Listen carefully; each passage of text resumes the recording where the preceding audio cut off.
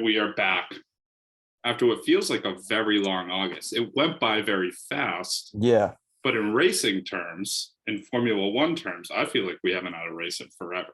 Yeah, summer Like break these, stinks. I'm not a fan. Not a fan. not a fan. 3 weeks feels like way longer when you're Mhm. in because we get into a rhythm, right? We get into a Mhm. rhythm where it's at least every 2 weeks, maybe at some points in the season when we have to cancel for COVID Mhm. reasons. But for the most part, we know what we're getting into. It's back to back, so it's every 2 weeks. And then, we have summer season. But the good news is for the rest of the year, actually, wait, Russia screwed up the schedule this year. Yeah. I think we I still think get a that should triple be header interesting. though. I still think we Yes, get a triple header to start. but I also think we get 3 weeks off at one point. Oh, I think October is dry for races. If you that look at the stinks. No, schedule, they'll have Kota. Kota's not in October. No, but I'm saying I think there might be 3 weeks where we don't get a race because of I see Russia. what you're saying. Because Okay. of Russia, which is that just kind of kicked me in the dick pretty bad. Yeah. Dummies. Yep. So Russia screwed it all up, but I think we're gonna have a fun second half. It's been a very fun, silly season, especially to watch. It's been a ridiculous, silly season, is what it has been.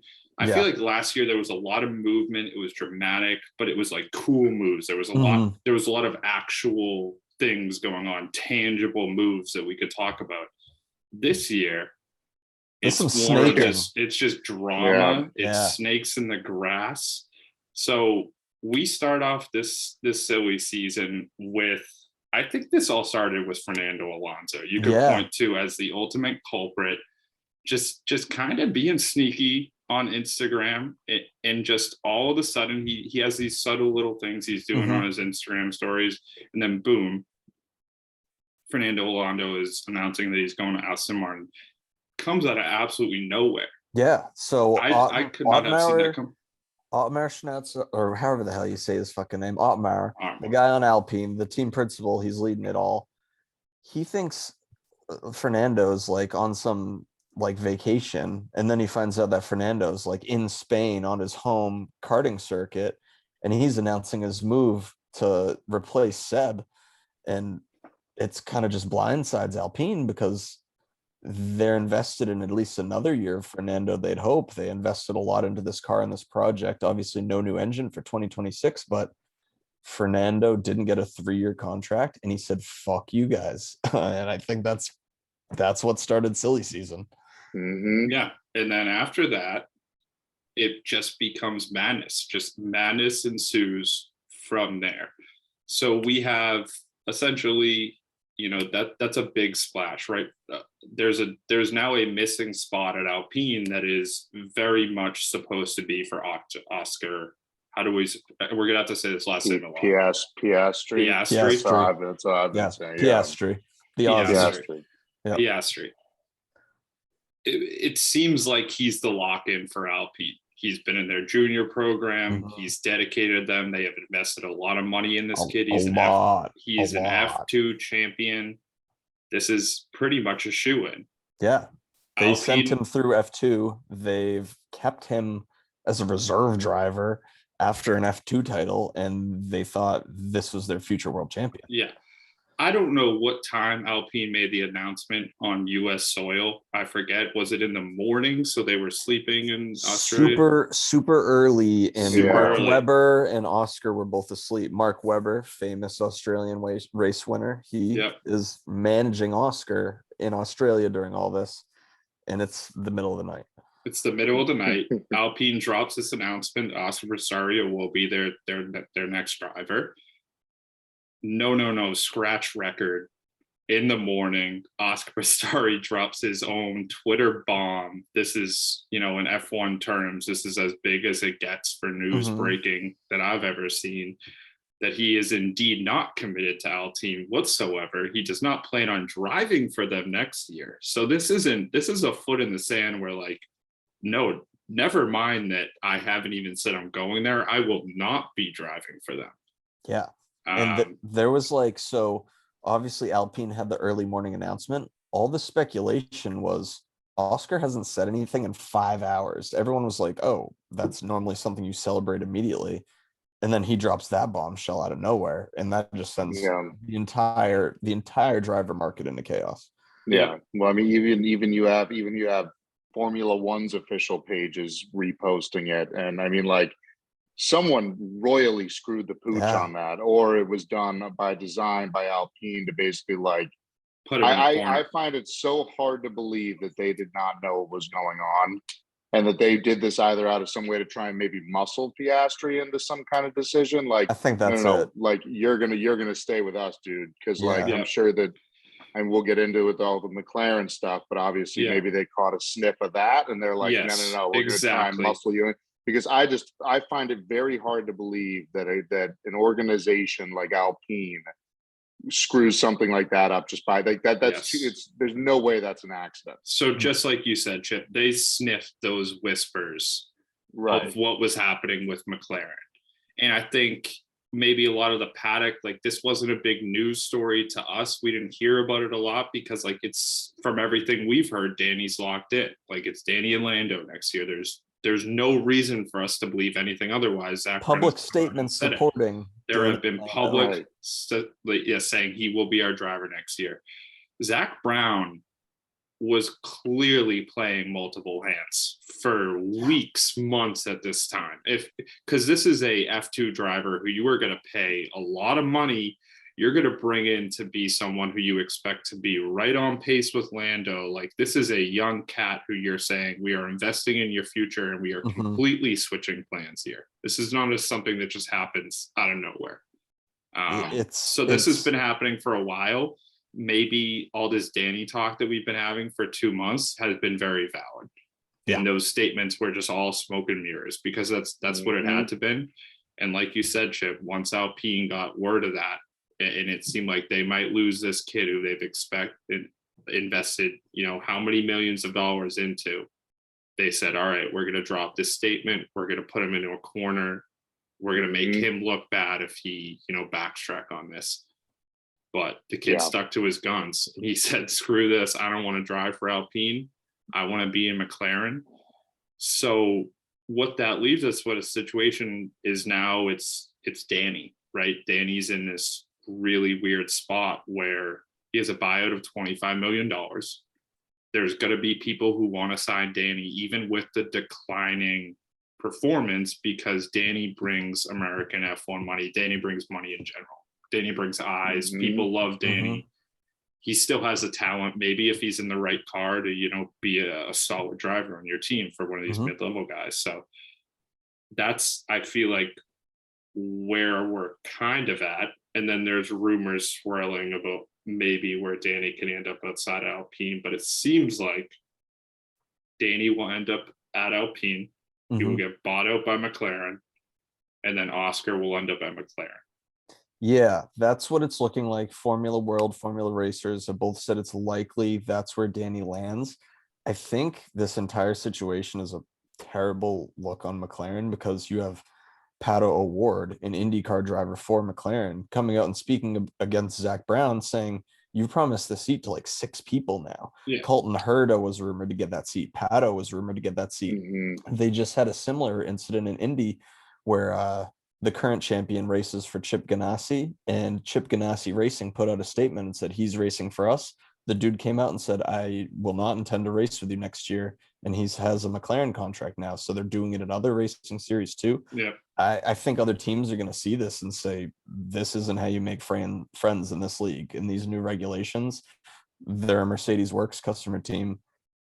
Who knows if that bodes well with them in the future. I mean, Renault is a future engine provider too. If they ever need that again, that bridge is burned. And you got to think there's Lando Norris is quite the talent, and he has a lot of interest that we know from. I think Mercedes at one point had their eyes on Lando. Lando is a guy that I think any team in F1 right now would pay top dollar for. Red Bull would. Red Bull and Max would be Lando. Red Bull with Red Bull and Max would just be, you're talking about an unstoppable team. So I think this puts other teams in a position now where they say, oh, if you guys want to play this game, you get a driver that we'll pay top dollar for, and we will poach him if he doesn't like what's going on over at McLaren. Mm-hmm. Because if McLaren says we're essentially going to put a team together where we're going to give Lando a direct competitor in Oscar Piastri, who's an F1 kit or an F2 champion, and I don't know where that puts Lando, and I don't know how much faith Lando has in McLaren at this point after this whole debacle, how they handled it from a management perspective, how their performance has seriously dropped off this year.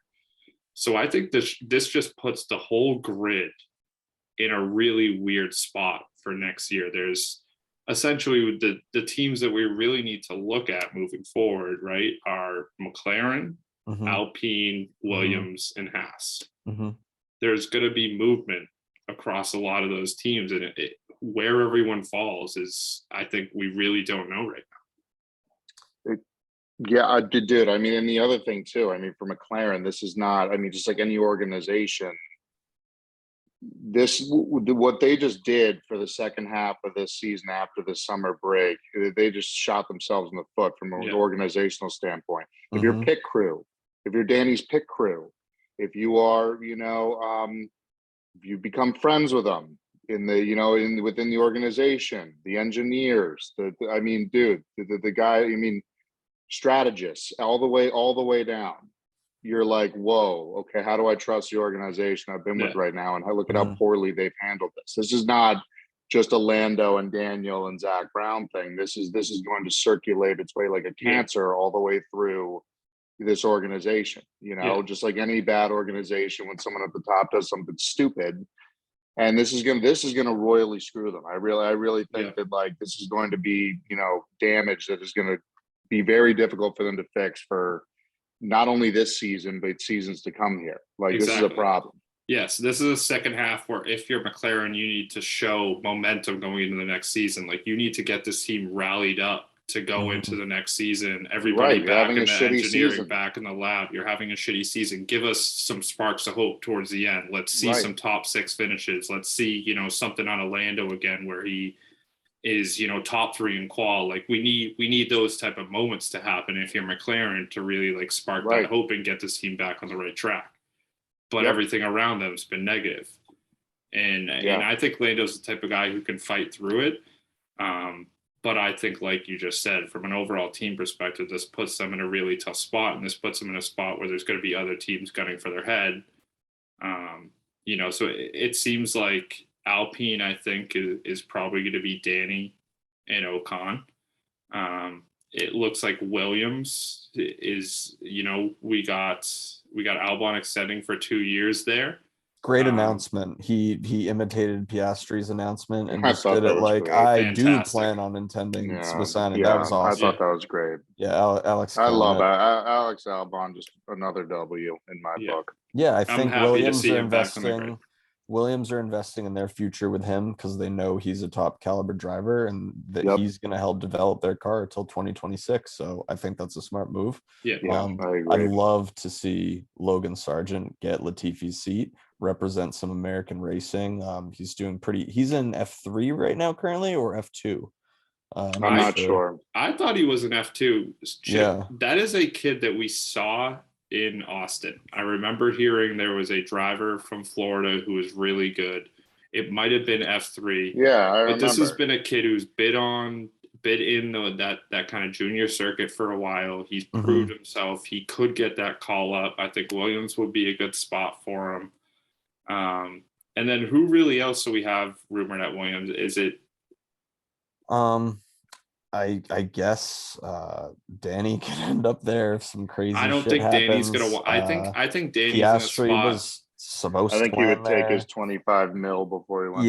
I think Danny would go to IndyCar. I think Danny would come live in California and go to IndyCar before he goes to Williams. I really think it'll probably be Sargent and Albon. I think really the big question is Gunther needs Mick to score points over the next 9 races because Kevin's their driver next year. They confirmed that. And Antonio Giovinazzi, he's running 2 sessions, right? And Ferrari said, hey, instead of running a rookie, you're going to run Antonio twice. And I don't know if that's to light a fire under Mick or not. I mean, Mick's still a Ferrari driver too, but got to start scoring some consistent points. He's getting their upgrade this weekend. It'll be the last of the year. Kevin got it last race, so I hope he makes the best of it. But Mick could sneak the Alpine seat somehow. I mean, his uncle Ralph has been talking about it. Ralph Schumacher. That's a stretch. Him and Ocon are very good friends. Obviously, he has the Schumacher name and a lot of money behind him, but I don't know if Alpine wants to risk the future of their program in a rookie. So yeah, it's really between those two, Mick and Antonio over at Haas, I believe. Yeah. I think Mick will keep that seat. Probably. But yeah, I think Mick will keep that seat just because, like you said, there's a lot of money involved in mixing. Yeah, there's a lot Haas of money needs involved. A lot of money. That last name is not as easy to get rid of as other ones. Yeah, and German money goes a long way in the U.S. Yeah. Italian they money might bring a little German bit. racing back too. Like, but I don't know how much. There. I think Gio does good for you in his markets, in his Italian markets. I don't know outside of Italy where Gio does well. Compared and to be honest, Mick Schumacher, And to be honest, guys, do we want to see Gio back on the grid? Like Gio and a Haas is going to be terrible. It's just going to be. We know what we're getting into. I hit one bet last year. It was the only points of like his entire end of his career, and I bet Antonio Giovinazzi in the points, and it hit. So I appreciate him for that. Carl was here. He said, "Watch out for Antonio" last year. Yeah, watch out for F1 Jesus. Yeah, fuck. Yeah. So I guess that settles down where people are going to be. Like we still got in the second half. There's got to be some movement. I think things could get a little bit crazy. I think that kind of will power through these next 4 races here through September, and then we'll get to October. And like we said, we got that long break, and then that's where we could see some more movement. Definitely. It's just about to be real awkward, man, this weekend for Alpine and McLaren and teams. So, dude, I mean, Alonso, like, gonna have to just creep in there. It's like, sorry, boys. I really don't understand how that dynamic is gonna work at all. It's gonna be really, really weird. And I bet he's gonna try and win and like do. Of course he will. Yeah, he's gonna be. He's like, weird. Sorry, you know. And I mean, God, again, if you're Danny, like, how the hell are you supposed to like, like, you got to put your life in these guys' hands. You know what I mean? Like, to a certain extent. You know, like, I mean, come on. Yeah, it's got to be weird, man. I just, I don't know. Netflix losing their mind right now. Yeah, they're loving this. It's going to be a very interesting second half outside of the racing. I think the racing should be exciting, but we'll get into that later. The other things to watch are going to be these new teams that have been thrown around. So Audi and Porsche, we've heard a decent amount from in this offseason. It seems like things are moving forward with both those teams. We had something a little less subtle out of the Porsche side. We had Porsche. I think it was finally a trademark that they filed. F1 finally. I like it. That clearly says I didn't see that. That is a very apparent move to say we are coming to F1 soon. I really like what they're doing by buying Red Bull, or like Red Bull will be Red Bull Porsche Racing. Max is going to win so many world titles for Porsche. It's going to be incredible. It's going to be absolutely incredible. Yeah, Porsche is not going to come into this sport and be anything but a top 3-4 team. Yeah, like, I'm very excited for that. Yeah. Audi is rumored to purchase 75% stake in Sauber, which is Alfa Romeo currently, and the announcement's expected to be this weekend. Yep. That wouldn't take effect till 2026, like the Porsche entry or anything. So that's no immediate effect on Valtteri, no immediate effect on Guan Yu Zhou. I like that entry. I think it's a little weird that 2 companies, both owned by Volkswagen, are entering separately because nobody's letting Andretti in. Toto doesn't want Andretti in. Other teams are saying, what are they going to bring to the sport? Well, they're bringing racing heritage. Andretti is a world champion. He's won the Triple Crown in racing. I heard Andretti was in Miami going paddock to paddock, trying to make his case for why he should be in F1. They're building a facility in the US that state of the is art, state-of-the-art facility art. with the idea that we want to be in F1. This is not a facility that's just for IndyCar and the other circuits. It's a facility that have says a wind we are. tunnel. Dude, it's one of the biggest names in racing history, man. He has won that's a Le Mans crazy 24. He has won an Indy title. He has won Indy in 500. vehicle He has racing, won F1 title. You right. gotta let him in. Like that's crazy. How do you not let that name it? That's insane. Just for the sport to not think that they don't need more teams based out of the US. And like, no offense to Gene Haas, but who the fuck's Gene Haas compared to Mario Andretti? Honestly, yeah, it's that's crazy. And you know what the Andretti name's gonna do for like racing as a whole, like from a youth level, like Formula One's already having this huge uprising, but what he can do from, you know, bringing like spreading the sport and, you know, almost setting up like this program across the country where you have these youth drivers, and karting would just karting to America. Yes. Karting to America would become a thing. Yeah. And once that happens, you know, you light a fire with Formula One. If you're thinking about money, you need to think about bringing kids into this sport. And if there's one way to do it, it's you bring Andretti in, you set up a state-of-the-art facility, and then from there, you know, it spreads among the kids. So I think they should be in it, but it seems like he's talked out against Toto. He's talked out against some other guys. It seems like he's one of these guys that the sport doesn't want in because he makes some noise. Yeah, Zach Brown doesn't like him. Toto doesn't like him, and the Alpine guy doesn't like him, and that's pretty hard to get in. Yeah, there's only so many teams, and when 3 of the team principals don't like you, it's going to be tough. Yeah, stinks. Yeah, so I think that's where we're at for silly season. I don't think there's anything notable outside of that. No. And I think thankfully we hop off into a pretty solid weekend here, and we're going to get to learn a lot. I think we're going to get to learn a lot about what these teams have been able to do in the past 3 weeks, who has the big upgrades in them, who's been able to find that little bit of performance. And really, I think the only thing we need to focus on for the next 2 or 3 races is, has Ferrari found the performance that they can take themselves over the top of Red Bull and be consistently a half point or a half second to a second ahead of them?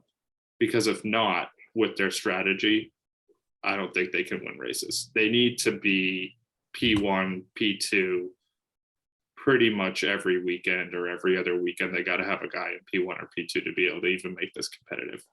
The performance has to be so big. They need to not do what they've done every time they've been close in the past years. Charles might be the fastest guy out there. He might be fast to the max. He certainly isn't qualifying. I know the Red Bull is still a little bit above the weight limit, which accounts for like 0.3.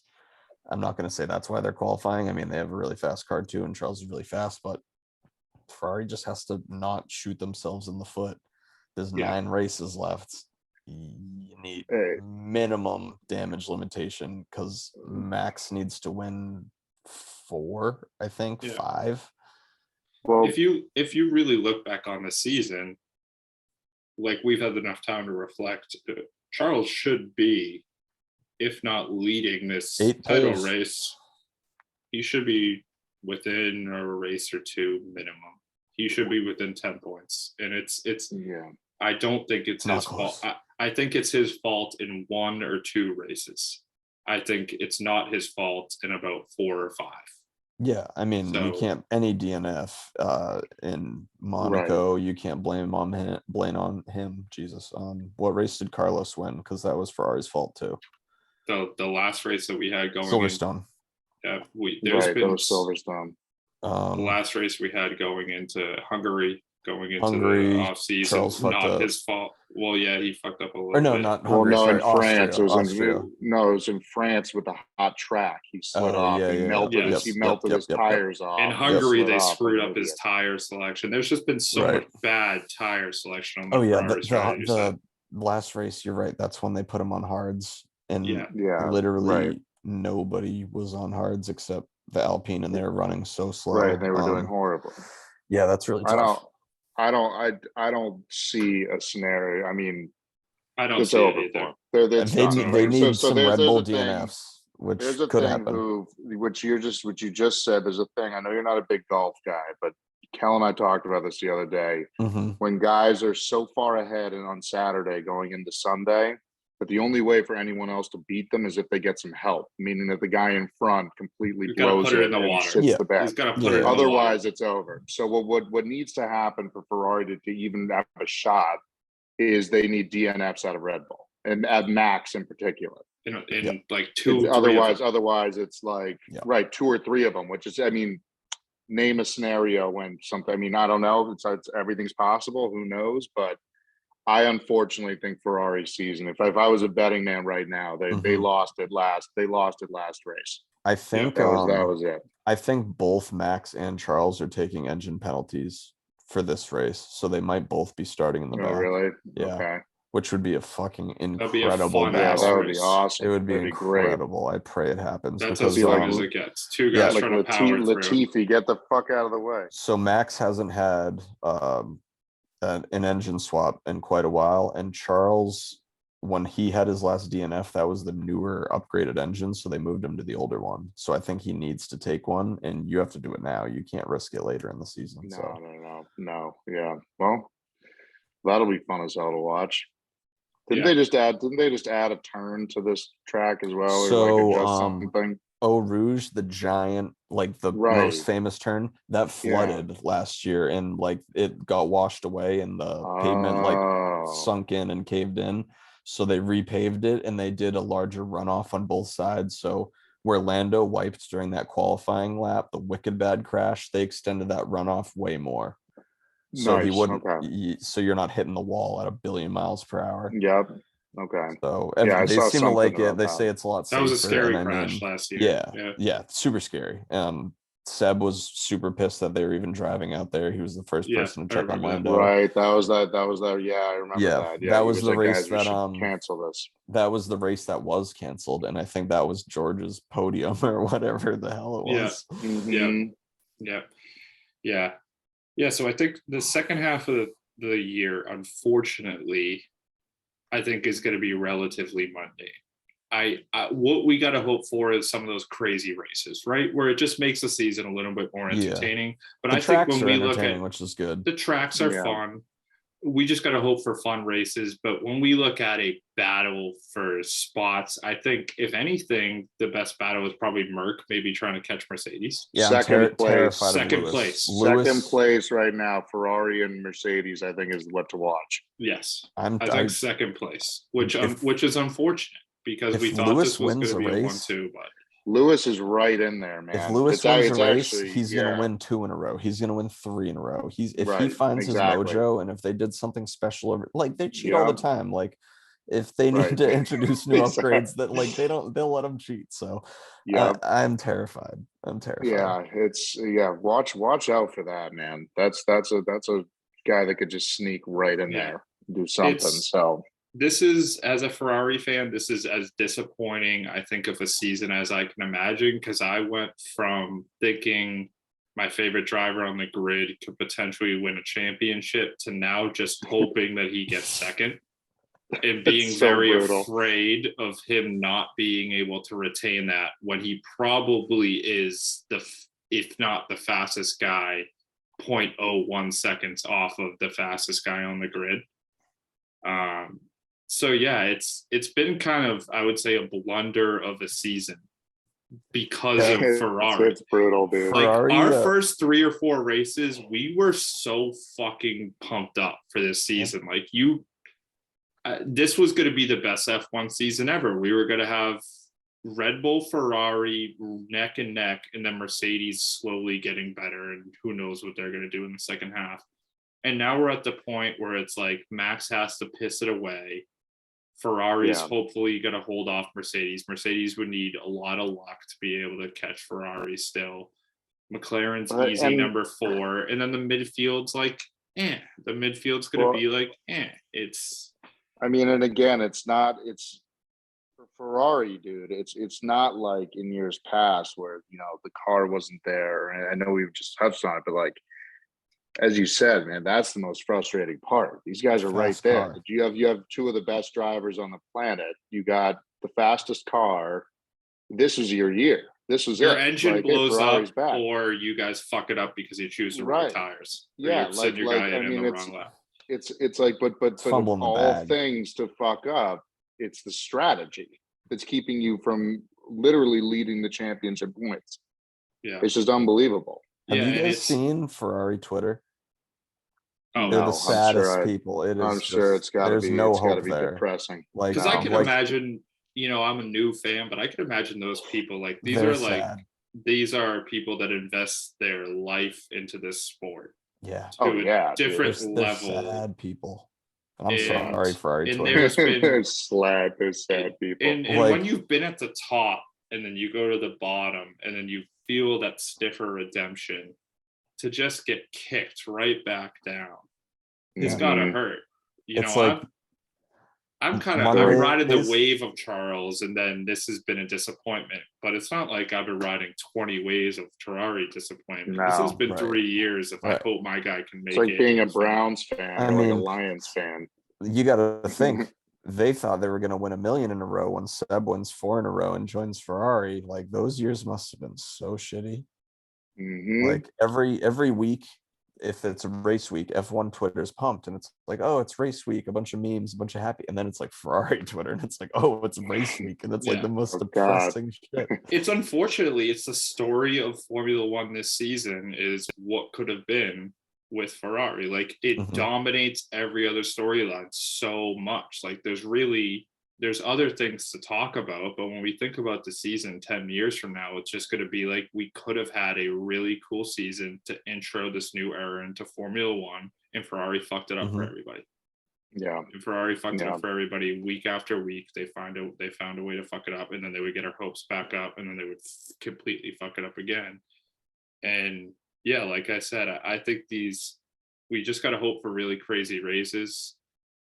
We pretty much know, I think, the standings, there might be some flip-flopping. I don't think a lot.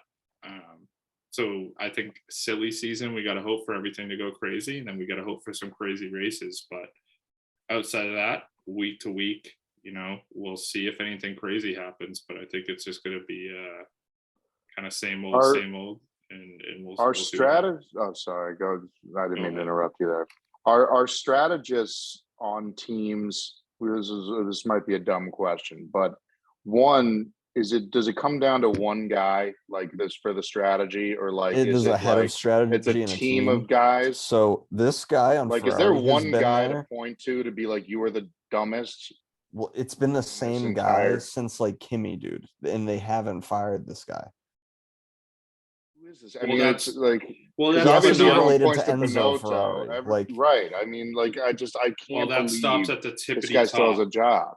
That stops at the tippity top, because how does not the board of directors at Ferrari say, "Hey, Binotto, the head strategist"? It comes down it just trickles down to a. Of course, I'm just saying, like, the guy that's coming up with the strategy. Oh, it's definitely a Binotto problem. It's a Binotto problem, but it might even be above him, dude. Like, if this level of incompetence, like, this has to bleed from the tippity top. And I don't know what the tippity top at Ferrari is, but Binotto should have been gone years ago. So who's the guy who's keeping? This is like the Knicks and James Dolan. Like, this might stop from ownership. That's exactly. I think it's like the Pelicans, you know, because the owners, you can't also choose a own the coach. Saints. You don't fire the coach when needs to be fired. Like, there's just clear incompetence all around. You have a great team, but you can't seem to get it. You tank for years, but you can't seem to get it back on track when you find it.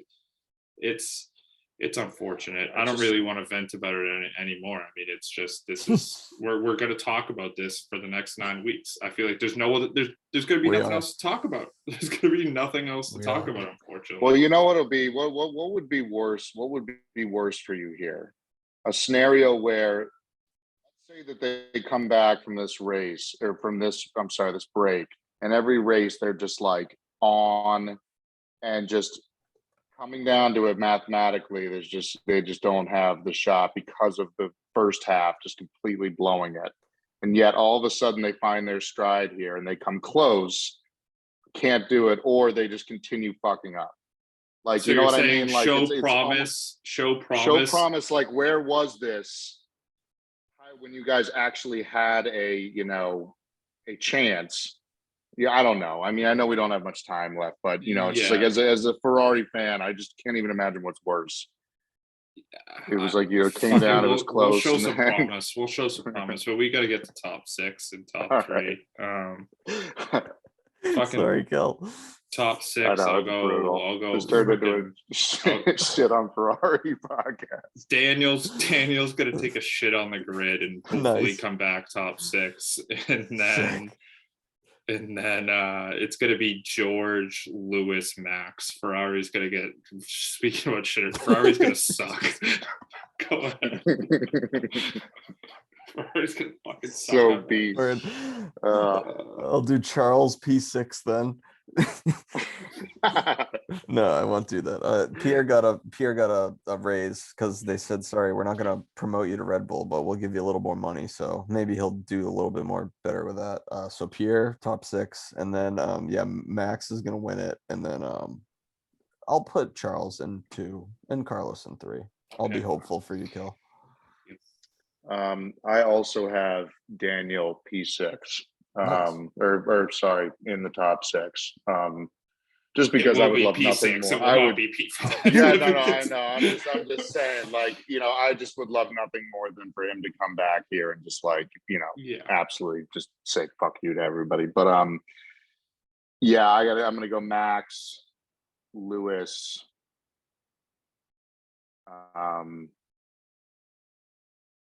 George. Yeah. I think Kelly and I are on very similar.